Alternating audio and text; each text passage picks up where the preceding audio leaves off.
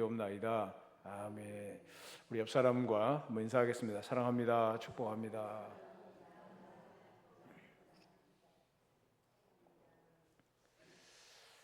흔히 가을을 가리켜서 열매의 계절이라고 말합니다. 우리는 지금 열매의 계절을 맞이했습니다. 열매에는 봄에 씨앗을 뿌리고 무더운 여름을 거치면서 농부가 흘린 땀과 정성과 삶이 묻어 있습니다. 그런 의미에서 열매는 세상의 그 어떤 것보다도 순수하고 아름답고 정직한 결실이라고 말할 수 있습니다. 오늘 우리가 살고 있는 이 시대는 아름다운 열매를 맺기보다는 자신의 귀중한 시간을 꽃을 구하기 위해서 자신의 귀중한 시간을 바쳐 가꾸는 때가 아닌가 싶습니다. 열매를 맺기 위해서 땀 흘리는 시대가 아니라 화려한 꽃을 피우기 위해서 살아가는 시대가 되었다는 말씀입니다. 여러분이 스스로 진단해 보시겠습니까? 여러분은 삶의 아름다운 열매를 맺는 것에 관심이 있습니까? 아니면 성공하는 삶에 관심이 있습니까? 아마도 대부분은 어떻게 해서든지 성공하는 부분에 있고 또 그러한 삶을 살기 위해서 땀을 흘리며 살고 있지 않나 생각됩니다. 사랑하는 여러분, 화려한 꽃을 피워 성공하는 인생을 살아가기 위해서 힘써야 되겠지만은 더욱더 중요한 것은 열매를 맺기 위해서 살아가는 삶이 되어야 한다는 것입니다.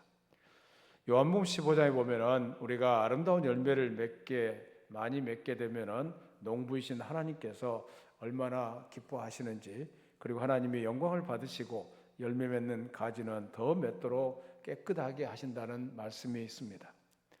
그러나 열매 없는 가지는 잘라버린다고 했습니다.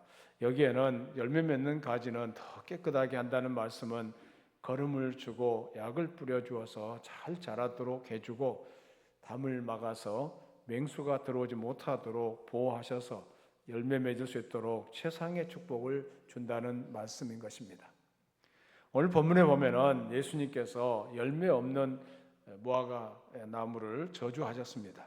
열매 없는 무화과 나무가 저주받은 모습을 보면서 열매 없는 것은 저렇게 망하는구나 라고 깨닫고 열매 맺으라는 것이 예수님께서 이스라엘 백성과 제자들에게 주신 메시지였고 또 오늘 우리에게 주신 메시지라는 것을 알게 됩니다. 열매를 맺어야 합니다 라는 제목으로 은혜를 나누고자 합니다.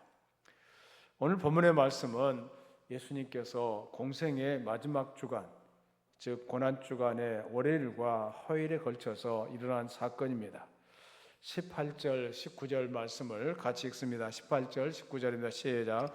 이른 아침에 성으로 들어오실 때에 시장하신지라 길가에서 한 무화과 나무를 보시고 그리로 가사 잎사귀 밖에 아무것도 찾지 못하시고 나무에게 이르시되 이제부터 영원토록 내가 열매를 맺지 못하리라 하시니 무화과 나무가 곧 마르니라.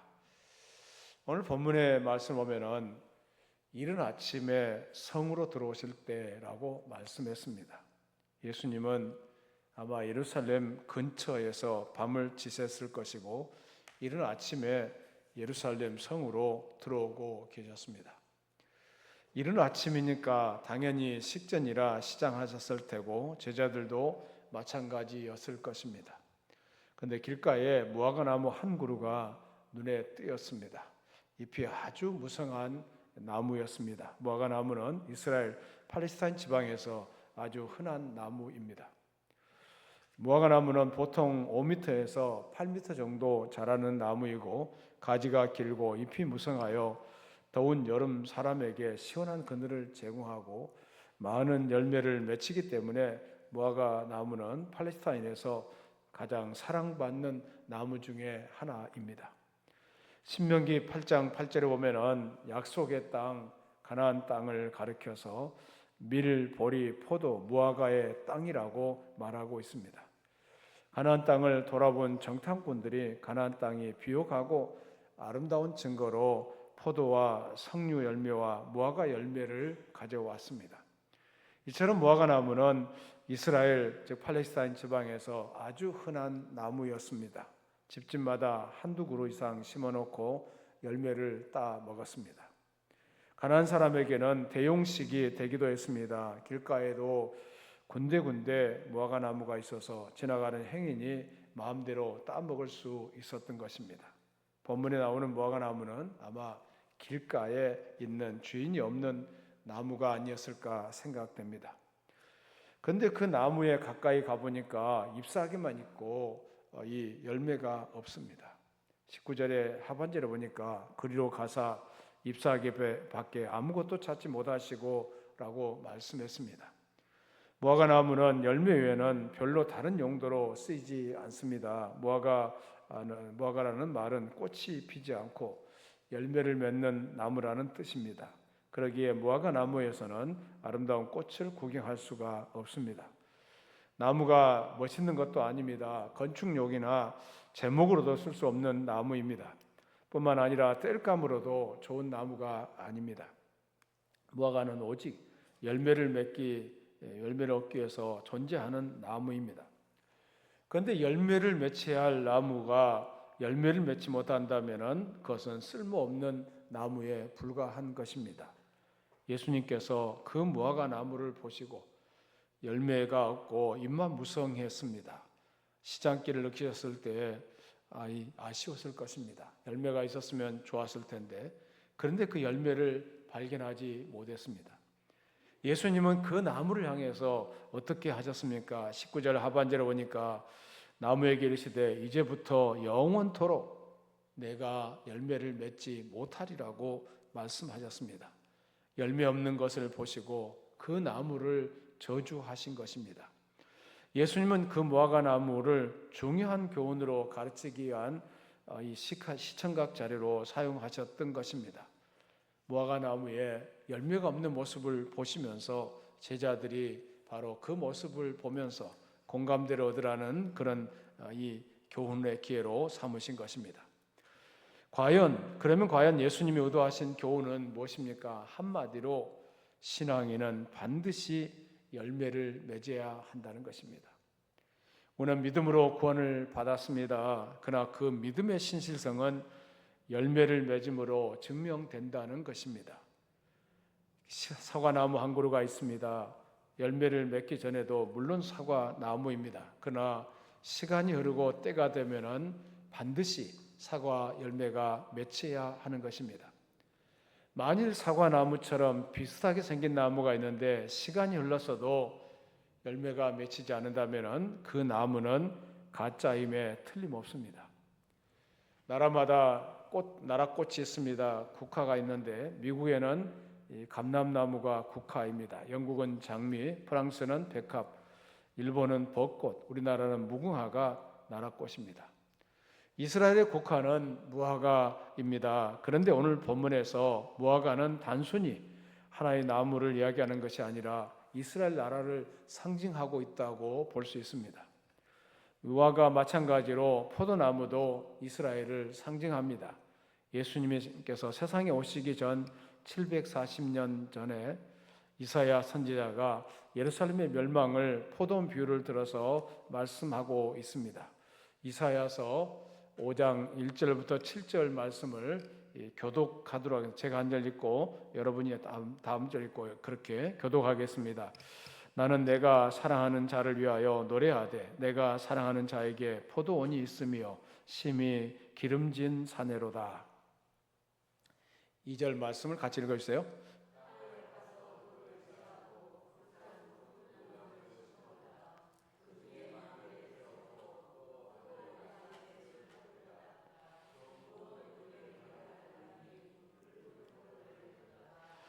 예루살렘 주민과 유다 사람들아 구하노니 이제 나와 내 포도원 사이에서 사리를 판단하라.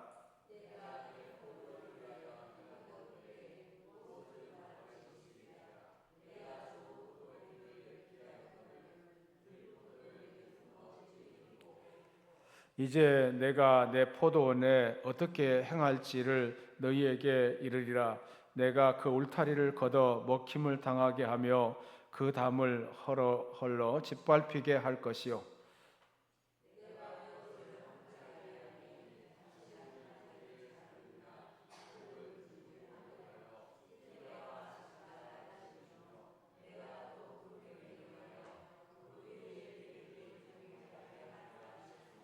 같이 보겠습니다. 물은 만군의 여호와의 포도원은 이스라엘의 족속이요 그가 기뻐하시는 나무는 유다 사람이라. 그들에게 정의를 바라셨더니 도리어 포악이요 그들에게 공의를 바라셨더니 도리어 부르짖음이었더라. 포도원 주인 되시는 하나님께서 최고의 비옥한 땅에 최고의 좋은 포도나무를 심었습니다. 좋은 포도는커녕 사람이 먹을 수 없는 그런 아무데도 쓸모가 없는 들포도가 맺혔다고 했습니다.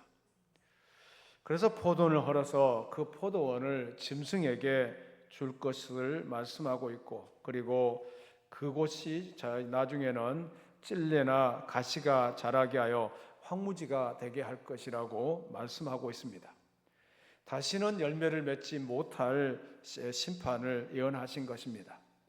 사실 예수님께서 장차 심판주로 오셔서 좋은 열매를 맺지 아니하는 나무마다 찍혀 불에 던지우리라는 말씀을 세례 요한이 거듭 예언했습니다.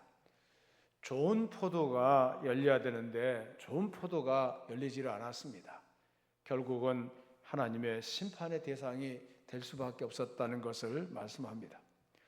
마태복음 3장 10절부터 12절 말씀을 같이 읽습니다. 시작. 이미 도끼가 나무 뿌리에 놓였으니 좋은 열매 맺지 아니하는 나무마다 찍혀 불에 던져지리라. 나는 너희로 회개하게 하기 위하여 물로 세례를 베풀거니와 내 뒤에 오시는 이는 나보다 능력이 많으시니 나는 그의 신을 들기도 감당하지 못하겠노라. 그는 성령과 불로 너희에게 세례를 베푸실 것이요 손에 키를 들고 자기의 타작마당을 정하게 하사 알곡은 모아 곡간에 들이고 쭉정이는 꺼지지 않은 불에 태우시리라. 열매가 맺히지 못한다면 결국은 심판의 대상이 된다는 것입니다. 예수님께서 열매 맺지 못하는 이스라엘 백성들이 결국은 심판을 받게 될 것을 말씀하고 있습니다. 예수님 당시 이스라엘 백성인 유대인들은 말로는 겉모양으로는 종교 의식으로는 어엿한 신앙인들이었습니다. 아주 화려하고 멋있게 보였습니다. 그러나 예수님이 보시기에는 잎만 무성하고 열매가 없는 무화과나무와 똑같았습니다. 안타깝게도 그들은 이 경고의 말씀을 거부함으로 예수님도 못 받고 기독교에도 핍박하고 불순종하다가 마침내 심판을 당하고 말았습니다.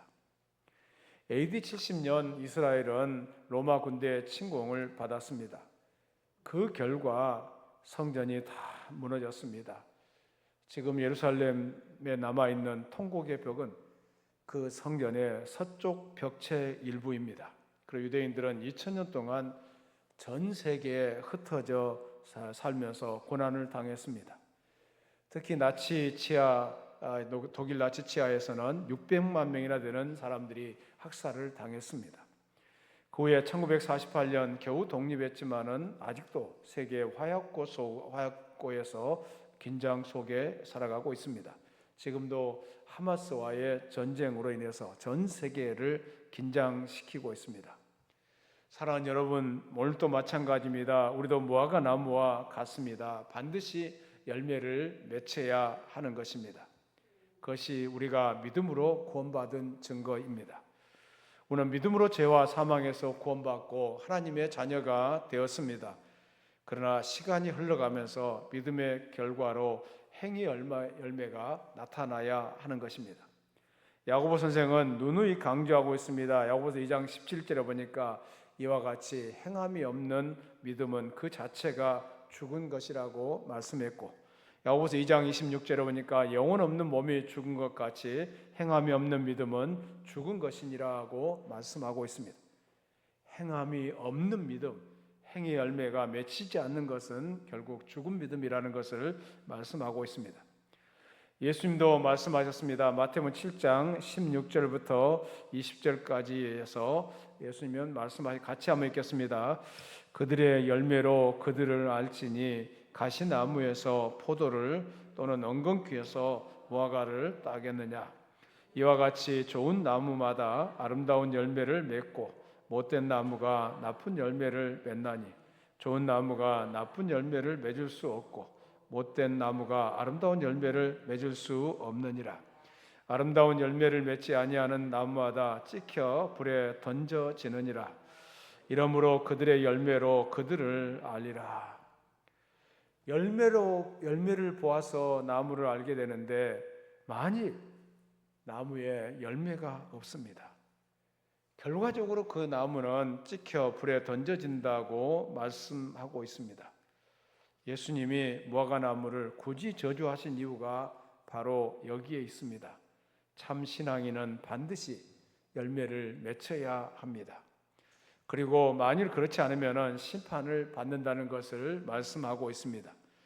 개인적으로 볼 때 아무리 외적으로 훌륭하고 높다고 할지라도 열매 맺지 못하면 잎만 무성한 나무처럼 저주를 받을 수밖에 없다는 것입니다.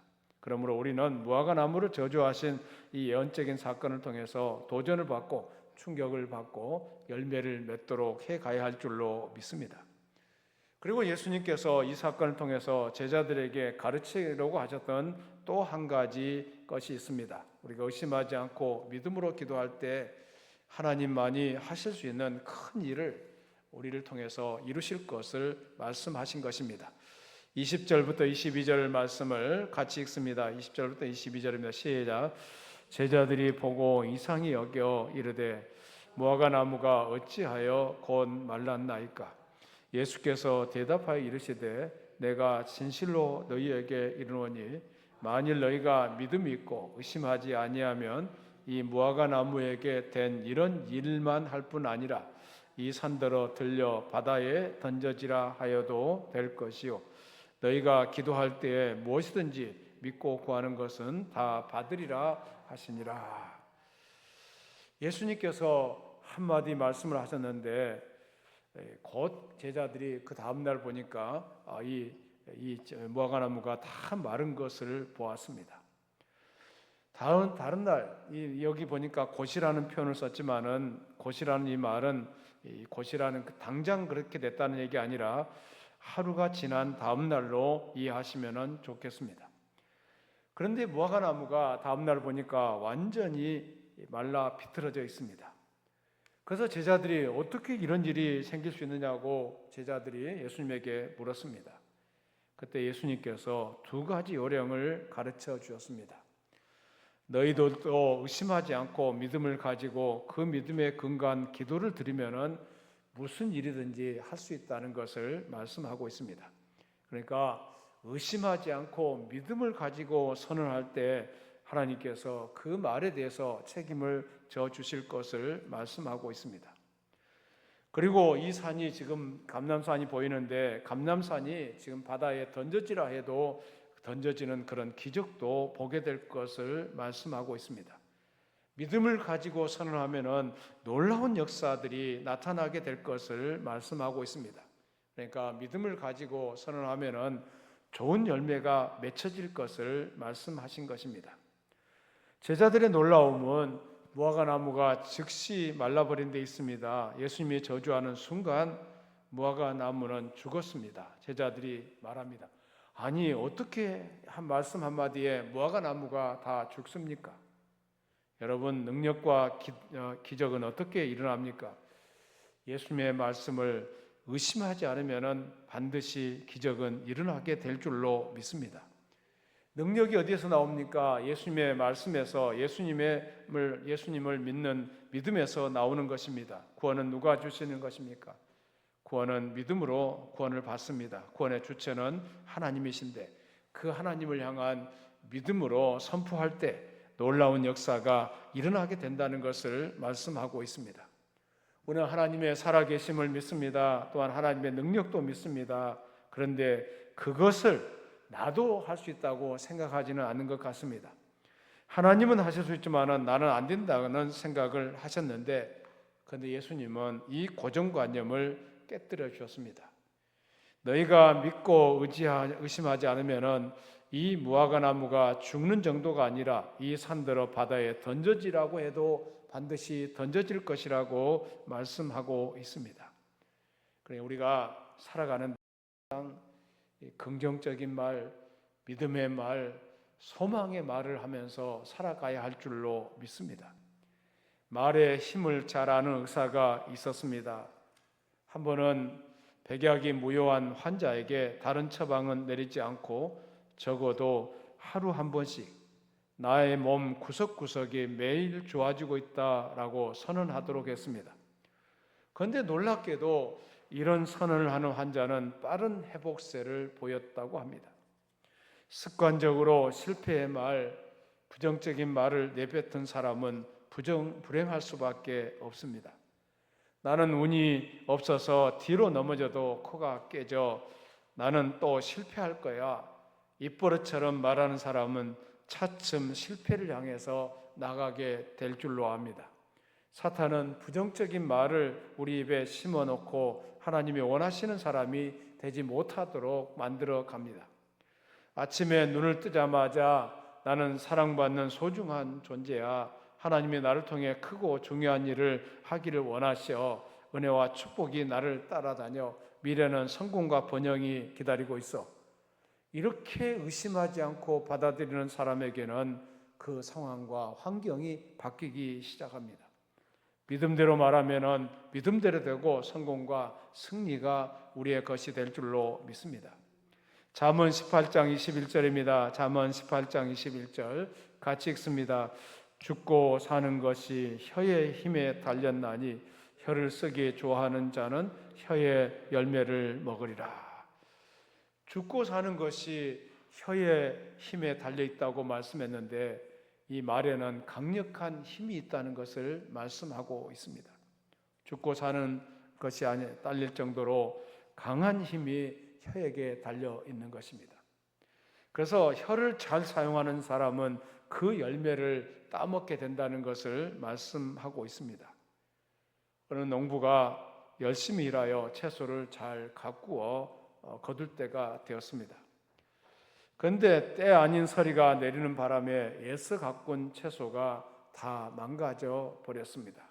남편 농부가 크게 낙심했습니다. 어찌할 바를 알지 못했습니다. 이때 아내가 남편에게 다가가서 자그마한 소리로 이렇게 말했다고 합니다. 서리가 내려서 농사를 다 망쳐버렸네요. 그러나 여보, 우리 사이에는 서리가 내리지 않았잖아요. 물론 이제 조크로 한 말이긴 합니다. 그러나 얼마나 격려가 되는 말입니까? 다른 사람이나 환경이 우리를 무너뜨리는 것이 아니라 우리 자신이 한 말이 우리를 파괴한다는 것을 잊어서는 안 될 것입니다. 저나 여러분이 자라온 환경들을 한번 평가해 보신 적이 있을 것입니다. 물론 좋은 말을 듣고 살아온 적이 별로 없어 보이잖아요. 맨날 야단맞고 책망받고 또 얻어 터지고 이렇게 살아온 경우가 참 많잖아요. 그래서 좋은 말을 듣지 못하면서 살아왔지만은 그러나 우리가 예수님을 믿었다는 사실이 얼마나 큰 축복입니까? 예수님 안에서 소망을 가지고 살 수 있다는 것이 얼마나 감사한 일입니까? 그래서 우리는 그런 환경에서 자랐다 할지라도 우리 자녀들에게는 좋은 말을 남겨줘야 할 줄로 믿습니다. 말로써 우리의 환경을 좋게 만들어가는 것입니다. 인생이 꼬였다고 투덜대며 불평하면 계속해서 불행하고 짜증나는 세상에서 살게 되는 것입니다. 오히려 환경을 향해서 믿음으로 승리를 선포해야 될 줄로 믿습니다. 질병아 물러가라, 가난아 물러가라, 나는 너보다 훨씬 크신 하나님의 자녀다. 이렇게 선언하면서 하루하루를 살아가야 할 줄로 믿습니다. 말을 바꾸면은 환경이 바뀝니다. 말을 바꾸면은 생각이 바뀝니다. 말을 바꾸면 인생이 바뀌고 말을 바꾸면은 세상이 바뀝니다. 먹구름이 밀려와도 믿음이 담긴 올바른 말을 하고 하면은 곧 환한 태양이 떠오르고 먹구름은 밀려갈 것입니다. 어려운 상황은 사라지고 좋은 일만 일어날 것입니다. 믿음의 말이 기적을 가져오게 되고 믿음의 말이 은혜와 축복을 가져오게 될 줄로 믿습니다. 우리 모두가 하나님을 믿는 사람들입니다. 하나님을 믿는 사람들이 믿음의 선한 말들을 계속해 가기 시작하면은 하나님의 선한 역사들이 나타나게 될 것입니다. 우리가 하나님을 믿고 믿음의 말을 하는 순간부터 하나님이 보내신 천사들도 바쁘게 일할 것입니다. 절망적인 상황이 희망으로 바뀌게 될 것입니다. 불리한 환경이 유리하게 전개될 것입니다. 하나님의 행하시는 기적을 우리 눈앞에서 보게 될 줄로 믿습니다. 하나님께 구하는 기도는 막연한 주문처럼 형식적으로 이어지는 종교 행위가 아닙니다. 실제적인 응답으로 나타나게 되는 것입니다. 하나님은 당신께 도움을 청하는 자에게 응답해 주시기를 기뻐하시는 것입니다. 그래서 여러분, 기도하는 사람들, 또 기도를 기대하는 사람들, 선별적으로 그 사람들에게 응답해 주시는 줄로 믿습니다. 하나님은 당신을 절대적으로 신뢰하고 도움을 간구하는 자에게 기꺼이 응답해 주시는 분이라는 것을 잊어서는 안 됩니다. 야고보서 1장 6절부터 8절 말씀을 같이 읽습니다. 시작. 오직 믿음으로 구하고 조금도 의심하지 말라. 의심하는 자는 마치 바람에 밀려 요동하는 바다 물결과 같으니 이런 사람은 무엇이든지 주께 얻기를 생각하지 말라. 두 마음을 품어 모든 일에 정함이 없는 자로다. 그렇습니다. 믿고 의심해서는 안 됩니다. 이것이 바로 기적과 능력을 나의 것으로 만드는 비결이 되는 것입니다. 여러분, 믿음을 가지고 선언하는 것이 얼마나 중요한 것인가를 말씀하고 있습니다. 우리는 우리의 삶 속에서 너무나 많은 불가능과 너무나 많은 장애물과 너무나 많은 고통들이 우리를 엄습할 때가 많습니다. 그런데 그 어려운 상황 가운데서도 항상 믿음을 가지고 선언하는 주의 종들이 되어야 할 줄로 믿습니다. 어떤 사람은 파산 직전에 있습니다. 어떤 사람은 이혼 직전에 있습니다. 내일이면 부도가 날 수도 있습니다. 감옥에 들어가야 할지도 모릅니다. 여러 가지 상황이 우리를 둘러싸고 우리를 힘들게 하지만은 우리는 주님께서 주신 이 말씀을 붙잡고 내가 무화과 나무가 순간적으로 죽는 것을 보았느냐, 하나님이 하신다는 사실을 믿고 의심하지 않으면은 산이 옮겨져 바다에 던져질 것이다. 이 믿음을 가지고 하루하루 승리하며 살아가야 할 줄로 믿습니다. 이런 능력의 체험을 하면서 하나님께 영광 돌리는 하루하루가 되기를 축원합니다. 왜 예수님께서 무화과 나무를 저주하신 것입니까? 꺼져가는 심지도 끄지 않으시고 상한 갈대도 꺾지 않으시는 예수님인데, 죄인도 불쌍히 여기시고 친구가 되어주시는 분인데 열매 없이 입만 무성한다고 순간적으로 기분으로 저주하셔서 말라 죽게 하실 분이 아닙니다. 왜 이 일을 통해서 제자들에게 이 기적의 사건을 보여주신 것입니까? 먼저 열매 없이 입만 무성한 나무처럼 형식적인 신앙에 머물러서는 안 된다는 것을 말씀하고 있습니다. 거짓과 위장과 허세 신앙이란 결국 저주와 심판의 대상이 될 것이라는 사실을 보여주신 것입니다. 요한복음 15장 8절에 보니까 너희가 열매를 많이 맺으면 내 아버지께서 영광을 받으실 것이요 너희는 내 제자가 되리라고 말씀하셨습니다. 예수님은 무화과 나무를 말라 죽게 하신 기적을 행하시면서도 제자들이 자극받아 지극한 풍성한 열매를 맺게 되는 모습을 생각하신 것입니다.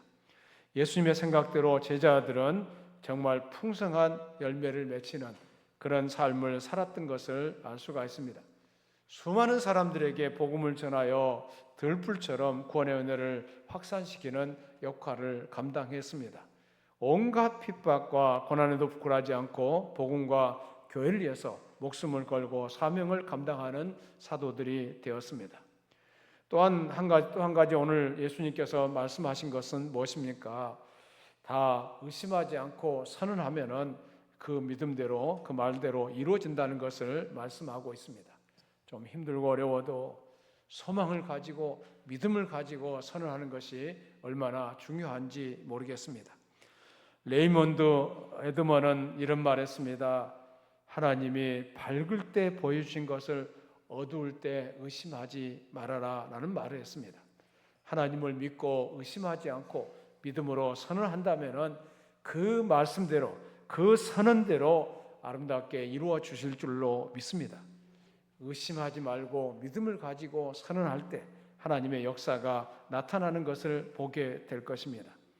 의심하지 말고 선언하면서 하루하루를 살아가면서 하나님의 기적을 경험하는 우리 모두가 되어야 할 줄로 믿습니다. 우리 모두가 예수님처럼 큰 믿음의 주역이 되셔서 놀라운 일을 이루시는 경험을 하면서 살아가기를 예수님 이름으로 축원합니다. 살아계신 하나님 감사합니다. 오늘 또 저희가 주의 말씀을 상고해 보았습니다. 무화과 나무를 저주하신 이 사건을 통해서 결국은 열매 없는 나무는 저주받을 수밖에 없다는 사실을 말씀하고 있습니다. 우리가 예수님을 믿습니다. 예수님을 믿는 믿음의 역사가 우리의 삶 속에 열매로 나타나게 하여 주시옵소서. 또 우리가 이렇게 믿음을 가지고 선언하면은 놀라운 역사를 이룬다는 말씀을 상고해 보았습니다. 우리가 우리 환경을 향해서 우리 주변을 향해서 긍정적인 말을 하게 하여 주시옵소서. 믿음으로 선언하게 하여 주시옵소서. 믿음으로 승리하는 우리 모두가 되게 하여 주시옵소서. 오늘 또 우리가 말씀을 들었습니다. 믿음으로 이 세상을 승리하며 살아갈 수 있게 하여 주시고 좋은 열매로 축복하여 주시옵소서. 예수님 이름으로 기도드리옵나이다.